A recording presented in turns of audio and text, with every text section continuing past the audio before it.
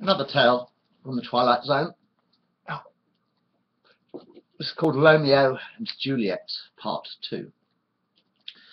Romeo and Juliet Shakespeare have been married for 15 years. They have a 16-year-old daughter and a 2-month-old son. Romeo and Juliet live in a one-bedroom flat in a council estate somewhere in northeast London. Romeo is unemployed, and Juliet is still on maternity leave. She works as a cashier in a well-known high street supermarket. "I want more children," sighs Juliet as she breastfeeds her newborn baby. "What's wrong with the 2 we've already got?" asks Romeo, flicking through the channels of the television.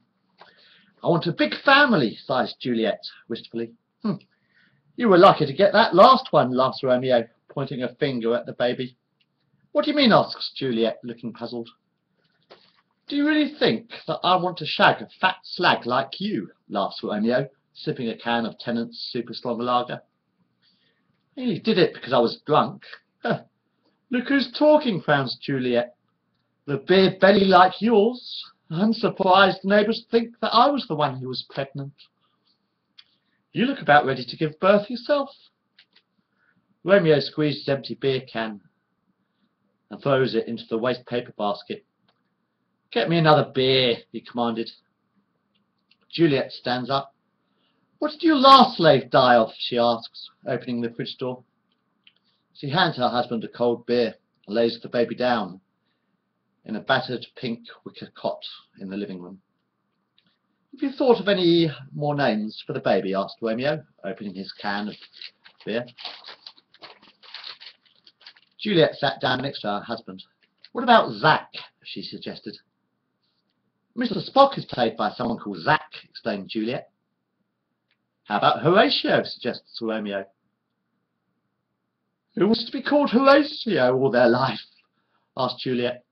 "What about Williams?" he smiles. "It's a bit puffy," laughs Romeo. "How about Bottom?" "That's just stupid," frowned Juliet. "Well, all he does is shit himself," replies the bald fat man on the sofa. Romeo turns up the volume on the television. "Oh good," he smiles, "the match is on." "Do we have to watch football?" complains Juliet. "Can't we watch Come Dancing tonight?" "It's too fucking depressing," explains Romeo. Juliet breathes a heavy sigh. "Yeah, well, football isn't exactly a bundle of laughs either." Romeo rubs his fat stomach. "Shut the fuck up then and go and make the dinner. I'm starving."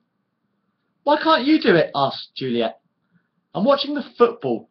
"Goal!" he shouts. Chrysanthemum, the Shakespeare's daughter, is in her bedroom with her boyfriend, Biffo Hardnut. Juliet knocks on the bedroom door. "Are you hungry, dear?" Chrissy giggles and rolls over on the bed. "Not any more, Mum," she laughs.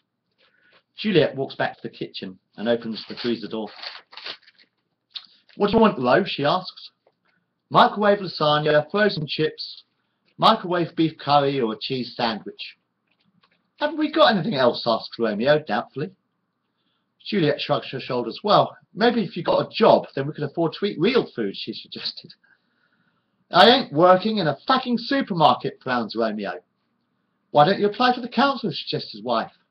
"What?" laughed the fat man. "And spend the rest of my life as a dustman or a litter picker?" "It's better than lazing about all day," frowned Juliet, putting the beef curry into the microwave.